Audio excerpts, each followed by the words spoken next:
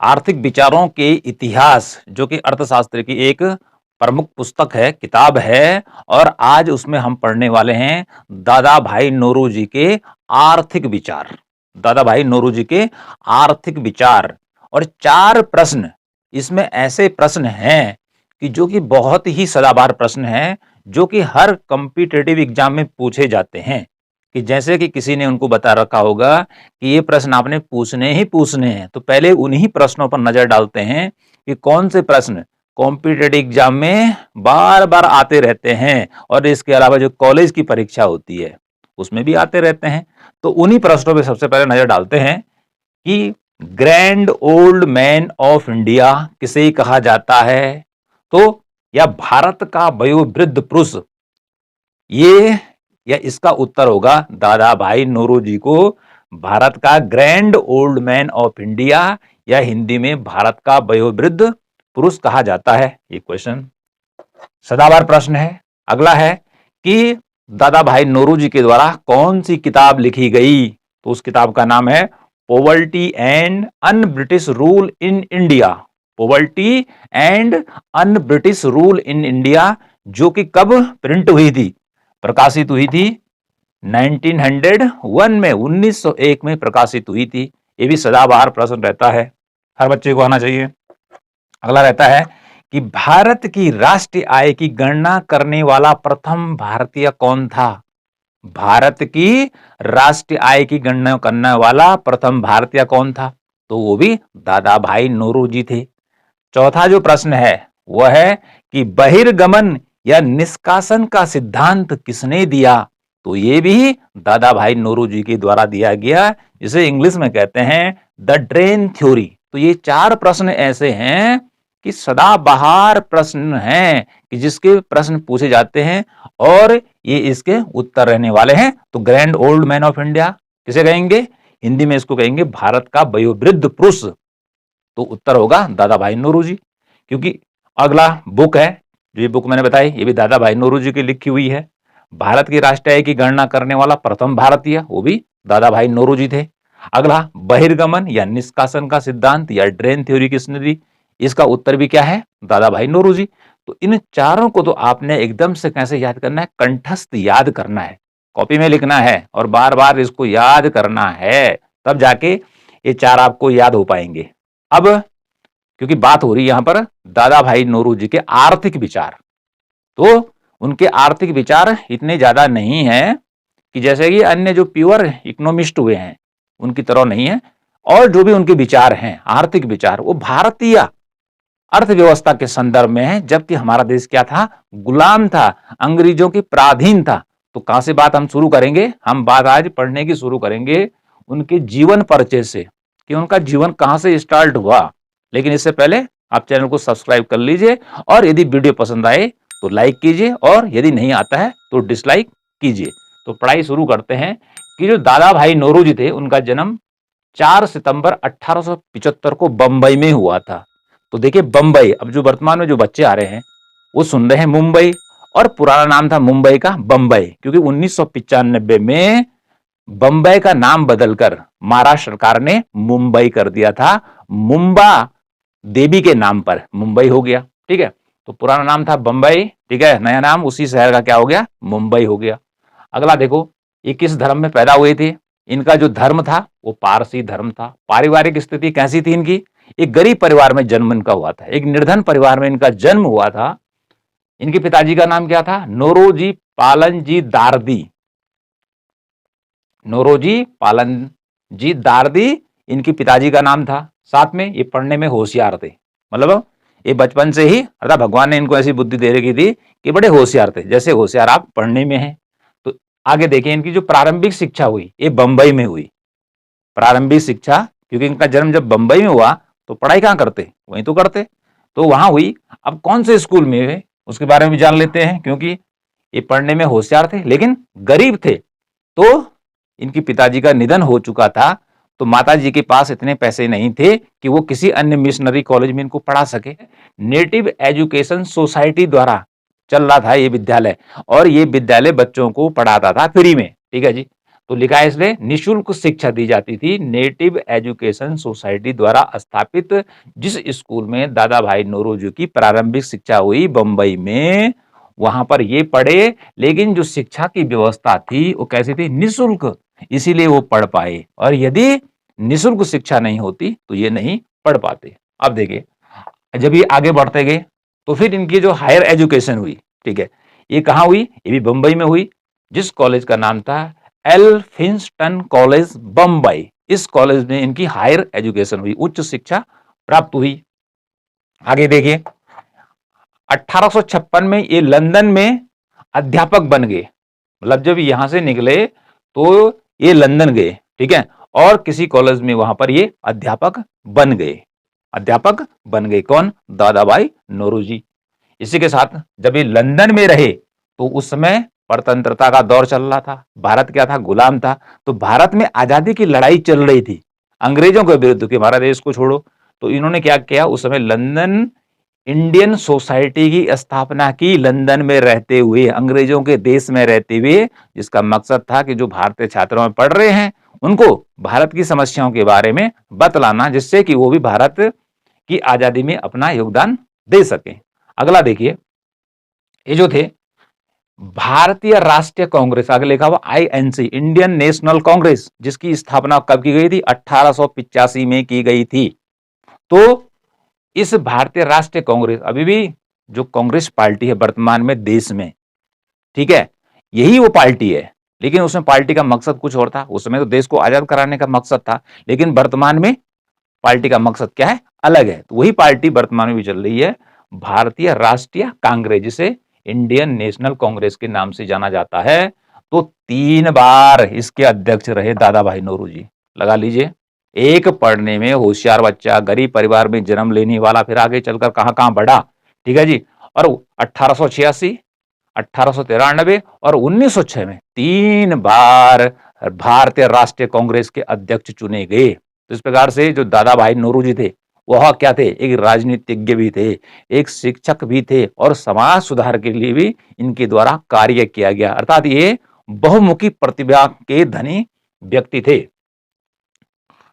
Next आता है कि 1892 में ब्रिटिश संसद के सदस्य बने। अब लगा लीजिए कि भारत में आजादी का आंदोलन चल रहा था और ब्रिटेन में जो पार्लियामेंट है, हमारे देश में संसद कहते हैं, इंग्लिश में उसे, क्योंकि हमने जो संविधान लिया है पार्लियामेंट वाला कि संसद के 2 सदन होते हैं, तो ब्रिटेन में संसद के अर्थात पार्लियामेंट के 2 सदन है, हाउस ऑफ कॉमन्स और हाउस ऑफ लॉर्ड्स। तो ये हाउस ऑफ कॉमन्स के सदस्य बने, प्रथम भारतीय थे कि जो ब्रिटिश संसद के सदस्य बने, ठीक है।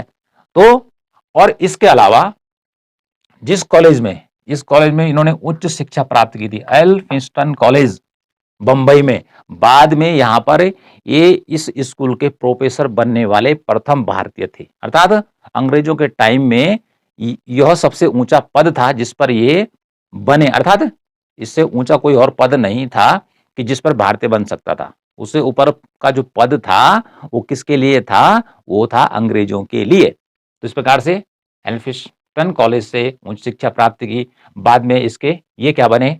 प्राध्यापक बने, यहां पर भी ये प्रोफेसर बने।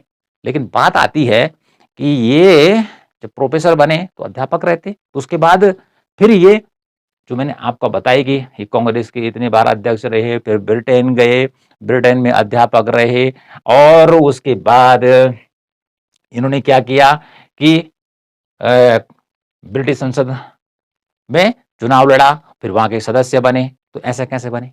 इन्होंने जो इनको डिग्री कॉलेज में जो नौकरी मिली थी उसको छोड़ दिया था, इन्होंने छोड़ दिया था और कामाज बंधुओं के साथ व्यापार करने लग गए थे, नौकरी छोड़ दी। यदि नौकरी करते टीचर की तो फिर तो इनका नाम आज नहीं आता। तो उसके बाद ये व्यापारी बन गए, और व्यापार में आप जानते हैं बिजनेसमैन बन गए। और जब बिजनेसमैन बने तो पैसा आता है, और तब जाके ही व्यक्ति, जब धन आता है तो तभी जाके व्यक्ति क्या कर सकता है? समाज सुधार का कार्य कर सकता है, राजनीति में उतर सकता है, तो तभी जाके। लेकिन इतना होने के लिए व्यक्ति का बहुमुखी प्रतिभा का धनी होना बहुत जरूरी है। तो इस प्रकार से ये तो हो गया इनका जीवन का संक्षिप्त परिचय, ठीक है जी। और यहां पर 4 चीजें हमने आपको बताई। ये 4 चीजें हमेशा आती रहती हैं आर्थिक विचारों के इतिहास में। चाहे हम कॉलेज में पढ़ रहे हैं, वहाँ पे तो हमने आंसर देना है, लिखना ही है, लेकिन इसको ज़िंदगी भर याद रखना है जब तक हम जॉब नहीं लगे, ठीक है जी? जब तक जॉब नहीं लगे तब तक इसको याद रखना है और उसके बाद यदि आप टीचिंग के फील्ड में आते हैं तो याद रखेंगे ही। अब बात करते हैं इनके आर्थिक विचारों की, कि इन्होंने आर्थिक विचार कौन-कौन से दिए। तो मैंने पहले बताया कि इनके जो आर्थिक विचार हैं, ये कोई एडम स्मिथ की तरह नहीं है, प्रोफेसर मार्शल की तरह नहीं है। इनके जो आर्थिक विचार हैं, क्योंकि भारत उस समय गुलाम था, तो सारे के सारे जो विचार हैं इनके, ठीक है, वो भारतीय संदर्भ में है। उस समय की जो भारतीय अर्थव्यवस्था थी, उसके संदर्भ में थी, जो कि गुलामी झेल रही थी। तो देखिए आर्थिक विचार क्या-क्या है? इसकी कुछ हेडिंगें हैं, ज़्यादा नहीं है। पहला लिखा हुआ है भारत की राष्ट्रीय आय का आकलन। भारत की राष्ट्रीय आय का आकलन, जैसे भारत में वर्तमान में राष्ट्रीय आय की गणना की जाती है प्रति वर्ष, तो उस समय नहीं होती थी, क्योंकि ज़माना बहुत पुराना था। तो उसमें राष्ट्रीय आय की गणना कहाँ से होनी थी और किसने करनी थी? ठीक है जी, और क्यों करनी थी? दूसरा आता है धन निकासी का सिद्धांत, जिसको कि यहां पर मैंने बताया बहिर्गमन या निष्कासन का सिद्धांत भी कहते हैं, जिसे इंग्लिश में कहते हैं ड्रेन थ्योरी। तो उसका अगला नाम ये भी है। अगला है भारत में निर्धनता की समस्या, इस पे भी उन्होंने अपने विचार रखे। और ब्रिटिश शासन की आलोचना। अब क्योंकि जो ब्रिटिश यहाँ पर थे, अंग्रेज इंग्लैंड के रहने वाले, ठीक है, तो इंग्लैंड को क्या कहते हैं? ब्रिटेन भी कहते हैं, इसलिए वहां के नागरिकों को ब्रिटिश भी कहते हैं। तो उसकी आलोचना इनके द्वारा की गई। अरे क्यों की गई होगी, तो उस पर बात करेंगे। तो पहले जान लेते हैं कि भारत की राष्ट्रीय आय का आकलन करने वाला प्रथम जो भारतीय था वो कौन था? दादा भाई नौरोजी। तो शुरू करते हैं हम अपना कहां से काम शुरू, कि भारत की राष्ट्रीय आय का आकलन जिसे कहते हैं गणना करना। तो इन्होंने क्या किया, 1867 से लेकर और 1870 तक बंबई प्रेसिडेंसी, जैसे वर्तमान में राज्य है महाराष्ट्र, तो अंग्रेजों के जमाने में एक प्रांत हुआ करता था, उसे बोलते थे बंबई प्रेसिडेंसी, में आय के आंकड़े इकट्ठा किए। मतलब लोग कितना कितना पैसा कमाते हैं, इसके आंकड़े इन्होंने इकट्ठा किए। और वो कहां से इकट्ठा किए? उस समय क्या होता था देखिए, कि द इंडियन इकोनॉमिस्ट कोई पत्रिका निकलती थी अंग्रेजों के पीरियड में। तो इसमें भारत की आय के संदर्भ में आंकड़े प्रकाशित होते थे, लेकिन सच्चे आंकड़े नहीं होते थे, क्योंकि अंग्रेजों को भारत के बारे में ये नहीं बतलाना था कि आपकी आर्थिक स्थिति बहुत कमजोर है। उसमें तो आंकड़े बढ़ा चढ़ा कर दिए जाते थे, इसलिए अविश्वसनीय आंकड़े थे। लेकिन यहां से दादा भाई नौरोजी ने आंकड़े लिए, ठीक है जी। और उसके बाद उन्होंने क्या किया कि भारत कि राष्ट्रीय आय की गणना करने के बाद पीसीआई निकाला, पर कैपिटा इनकम, प्रति व्यक्ति आय निकाली उस समय की। और वो कितनी निकली? पूरे भारत की नहीं थी ये, केवल बंबई प्रेसिडेंसी की थी, क्योंकि ये भी भारत का ही अंग था, ठीक है। तो कितनी निकली? 20 रुपया वार्षिक, ठीक है, 20 रुपए भाई की औसत भारतीय की जो औसत आय है, वह एक साल में 20 रुपया है। 20 रुपया। आज 20 रुपए की आप जानते हैं कि जो औकात है वो कुछ भी नहीं है। तो 20 रुपए था, औसत निकाला गया, ठीक है, सबका। जबकि किसी के पास क्या रहा होगा, 1 रुपया रहा होगा, किसी का 25 पैसा रहा होगा, 10 पैसा भी चलता था उस समय, ठीक है। और किसी की आय तो बिल्कुल नील रही होगी।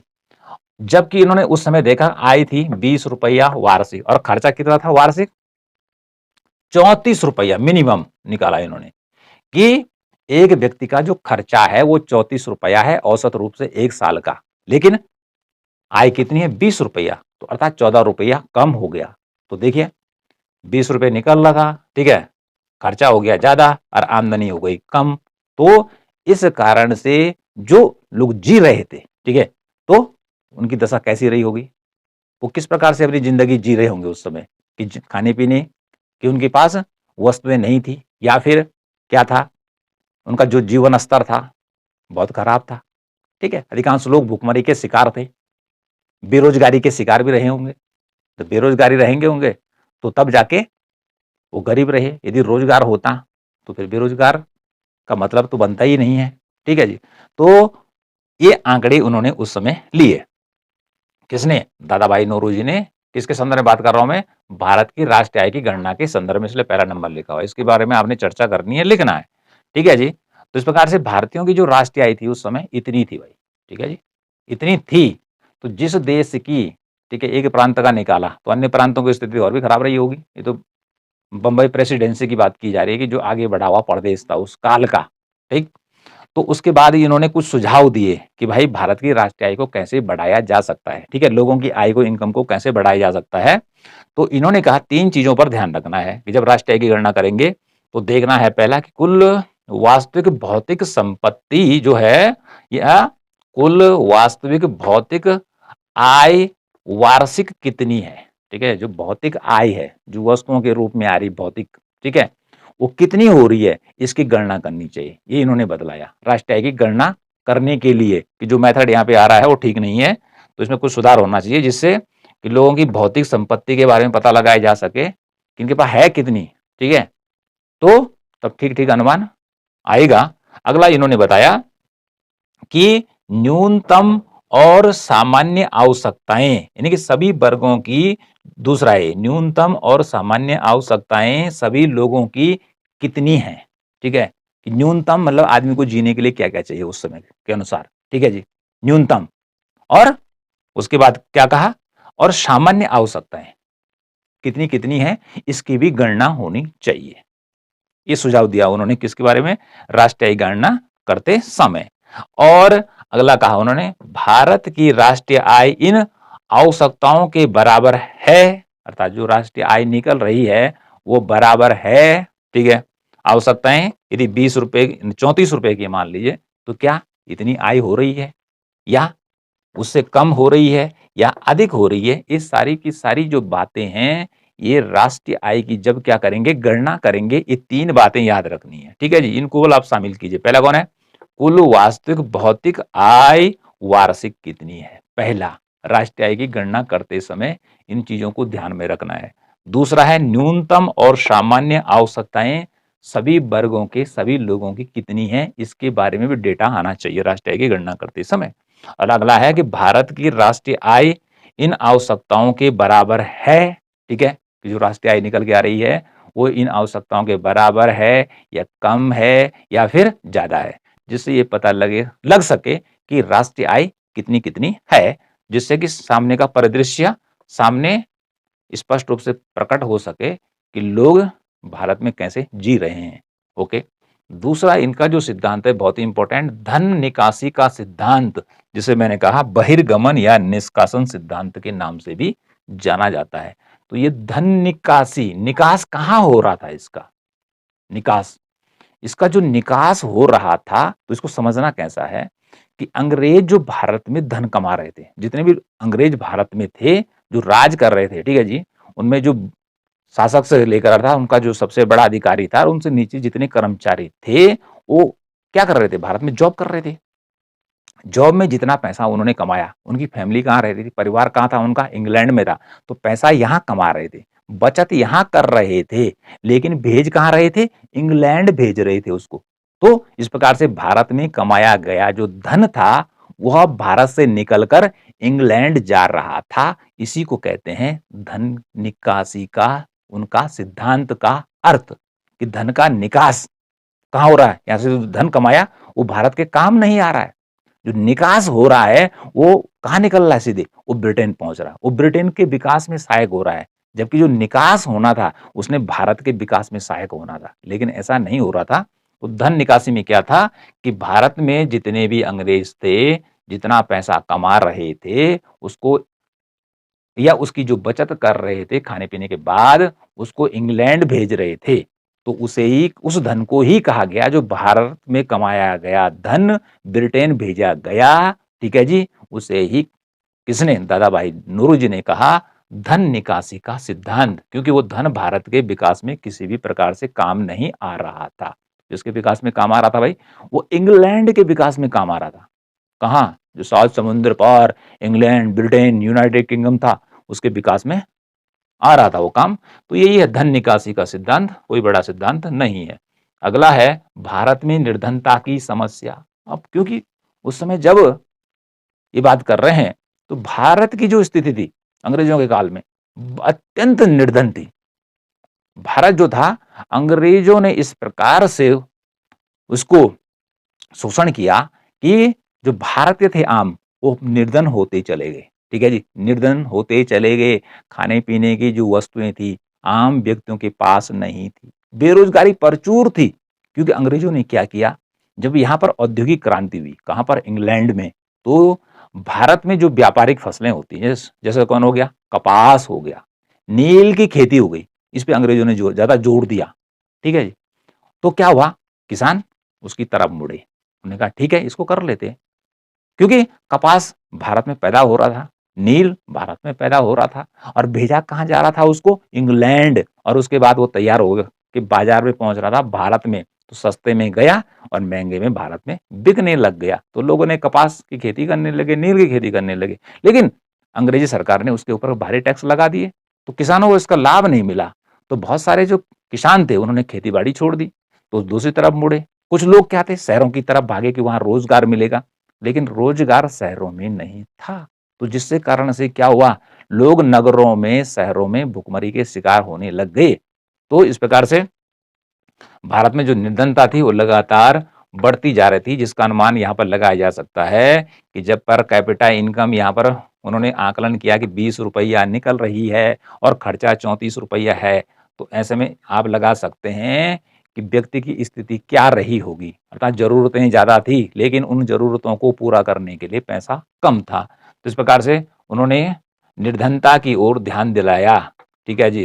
किसने, दादा भाई नौरोजी ने ब्रिटिश शासन का ध्यान दिलाया कि किस प्रकार से यहाँ निर्धनता फैल रही है। जो कृषि में लगे हुए लोग थे, ठीक है जी, उनकी स्थिति सही नहीं थी, कृषि में उत्पादन कम हो रहा था।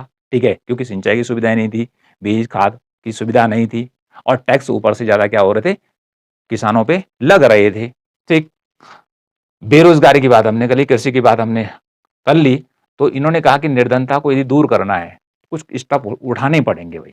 अब क्या समाधान भी तो बताना था कि भाई कैसे करना है, तो थोड़ी बता दिया कि गरीबी ये है कि ऐसी हो रही है, तो निदान बताया इन्होंने। इन्होंने ये कहा कि जो इंग्लैंड में काम कर रहे हैं भारतीय, और जो इधर भारत में काम कर रहे हैं अंग्रेज, इनको दिया जाने वाला जो वेतन है, कर्मचारी को वेतन तो मिलेगा ना, तो दिया जाने वाला जो वेतन है, इसको कहाँ से देना चाहिए, जो इंग्लैंड में काम कर रहे हैं वो तो उसी देश के खजाने से दिया जाना चाहिए, और जो भारत में काम कर रहे हैं वो भारत के खजाने से ही दिया जाना चाहिए। लेकिन अनुपात में ध्यान रखना है, क्योंकि भारतीयों के जो पद था वो तो पद में छोटे थे, उनका वेतन तो कम था, और भारत में अंग्रेजों की संख्या ज्यादा थी। तो ये देखना पड़ेगा भाई कि भारत में यदि वेतन निकल रहा है उनका और इंग्लैंड में निकल रहा है, तो दोनों को देखना पड़ेगा कि कहाँ से पैसा ज्यादा निकल रहा है। तो अंग्रेज उस समय क्या कर रहे थे कि सारा का सारा जो वेतन दिया जा रहा था वह भारत में कमाए गए धन से ही दिया जा रहा था, जिस कारण से भारत में औद्योगिक विकास, कृषि का विकास नहीं हो पा रहा था। ठीक है जी। तो इन्होंने क्या कहा कि निर्धनता दूर करनी है, तो भाई जो वेतन भारत में अंग्रेज काम कर रहे हैं उनको वेतन भारत के पैसे से दिया जाए, और इंग्लैंड में काम करने वाले का वेतन इंग्लैंड के राजकोष से दिया जाए। लेकिन अंग्रेज ऐसा नहीं कर रहे थे। अगला इन्होंने कहा कि जो अंग्रेज हैं इनको मिलता है वर्तमान में वेतन बहुत ज्यादा वेतन मिलता है इनको, तो इसलिए इनको भविष्य में पेंशन नहीं मिलनी चाहिए, इनको पेंशन नहीं देनी है, क्योंकि इनका वेतन वर्तमान में ही बहुत ज्यादा ऊंचा है। और पेंशन कहां से दे रहे थे अंग्रेज, जो भारत में आया और यहाँ से रिटायर हो गया और चला गया इंग्लैंड, तो भारत के पैसे से ही उसको पेंशन दी जा रही थी। तो बहुत सारे बच्चों को पता नहीं होगा कि पेंशन होती क्या है। देखो बच्चों, पेंशन क्या होता है कि जब व्यक्ति क्या होता है, रिटायर हो जाता है, जिंदगी भर काम नहीं करता है, जैसे वर्तमान में 60 साल तक कोई व्यक्ति जॉब करता है, उसके बाद रिटायर हो जाता है, तो उसके बाद ऐसा तो है नहीं है कि जैसे वर्तमान में पैसा मिल रहा है और बाद में पैसा मिलना बंद हो गया, तो व्यक्ति अपना जीवन कैसे चलाएगा। तो उसके लिए बाद में जब वो बूढ़ा हो जाता है तो सरकार के द्वारा उसको पैसा दिया जाता है। ठीक है, कब तक दिया जाता है, जब तक वो जिंदा है। ठीक है, काम नहीं कर रहा है लेकिन पैसा दिया जा रहा है, उसी पैसे को कहते हैं पेंशन। ठीक है, तो भारत में मिलने वाला जो पेंशन था, ठीक है जी, अंग्रेजी कर्मचारियों को वो बहुत ज्यादा था, इसलिए दादा भाई नौरोजी ने कहा कि उस पेंशन को इनको नहीं देना चाहिए, और जब नहीं देंगे तो पैसा बचत होगा तो भारत के काम आएगा। ऐसा किसने कहा, दादा भाई नौरोजी के द्वारा कहा गया। अगला क्या था कि अंग्रेजों की बड़ी सेना थी, उसमें एक सेना भी थी, नौसेना, नेवी की थी। तो नेवी की जरूरत तो भारत को थी नहीं, लेकिन उस पर बहुत ज्यादा पैसा खर्च किया जा रहा था, किसकी तरफ से, अंग्रेजों की तरफ से। लेकिन वो पैसा कहां से आ रहा था, भारत से आ रहा था। विभिन्न प्रकार के जो टैक्स लगा रही थी अंग्रेजी गवर्नमेंट, तो उस टैक्स का पैसा नेवी पर खर्च कर रहा था। कौन? ब्रिटेन। तो दादा भाई नौरोजी ने कहा कि भारत से तो कोई आक्रमण समुद्री मार्ग से होने वाला नहीं है, इसलिए नेवी पर जो खर्चा किया जा रहा है उसको करना बंद कर दीजिए। तो इससे क्या होगा कि पैसे की जो बचत होगी तो किसके काम आएगी? भारत के विकास में आएगी। और जिससे क्या होगा, भारत में जो निर्धनता है, निर्धनता किस कारण से है? कृषि की जो पुरानी स्थिति है, अर्थात दीनहीन स्थिति है, उसमें पैसा खर्च किया जाएगा। ठीक है जी। फिर क्या होगा? रोजगार के साधन बढ़ेंगे। यदि पैसा भारत में ही लगाया जाता है तो बेरोजगारी क्या होगी? कम होगी। और बेरोजगारी यदि कम होती है तो लोगों के पास पैसा ज़्यादा आएगा। पैसा ज़्यादा आएगा तो लोगों का क्या होगा? जीवन स्तर ऊँचा उठेगा। कैसे उठेगा? खाने-पीने के लिए, पहनने के लिए वस्त्र क्या होंगे? अच्छे होंगे, मकान भी अच्छा होगा। इस प्रकार से जीवन स्तर ऊँचा उठ सकता है। तो इस प्रकार से देखो, दादा भाई नेहरू जी ने उस काल में, जबकि भारत गुलाम था और अंग्रेजों के विरुद्ध आवाज उठाने की बात कही। और ये सारे के सारे जो विचार मैं आपको पढ़ा रहा हूं, ये उन्होंने मौखिक नहीं कहा, ये उन्होंने इस किताब में इसका वर्णन किया है। कौन सी किताब है उनकी? Poverty and un British rule in India.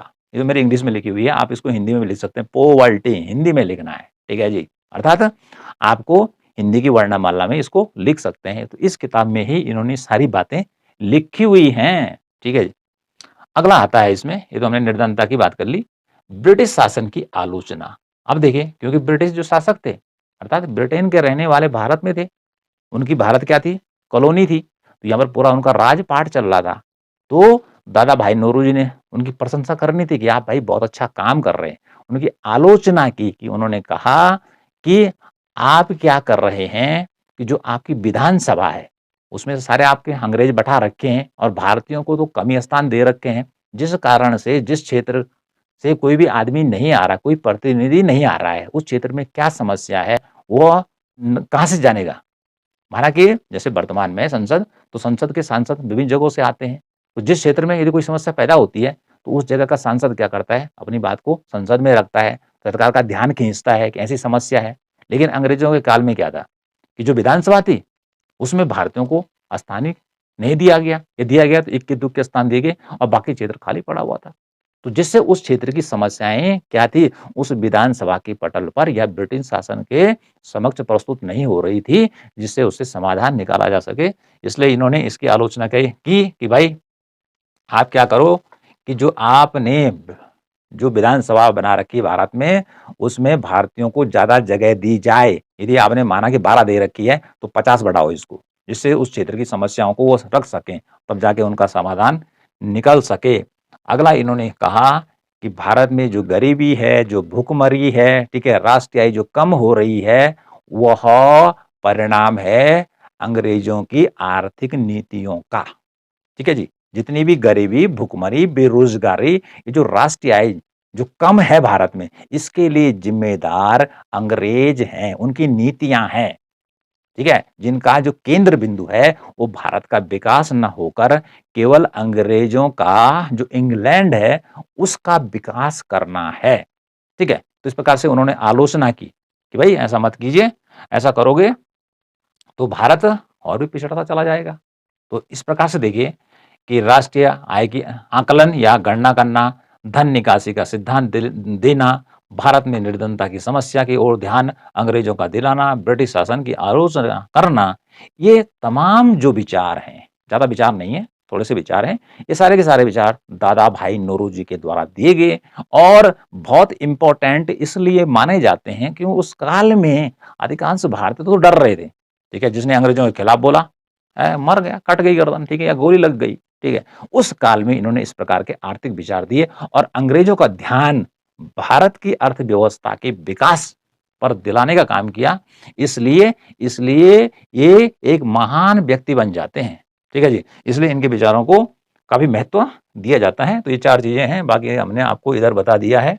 इनके आर्थिक विचार कौन-कौन से हैं? 4 ही आर्थिक विचार हैं। ठीक है जी? इनके बारे में लिख सकते हैं। अब मूल्यांकन की बात आ रही है। जैसे हमने कहा कि जो दादा भाई नौरोजी थे, ये प्योर इकोनॉमिस्ट नहीं थे। ठीक है? एक इकोनॉमिस्ट नहीं थे, किसकी तरह? एडम स्मिथ की तरह या फिर मार्शल की तरह।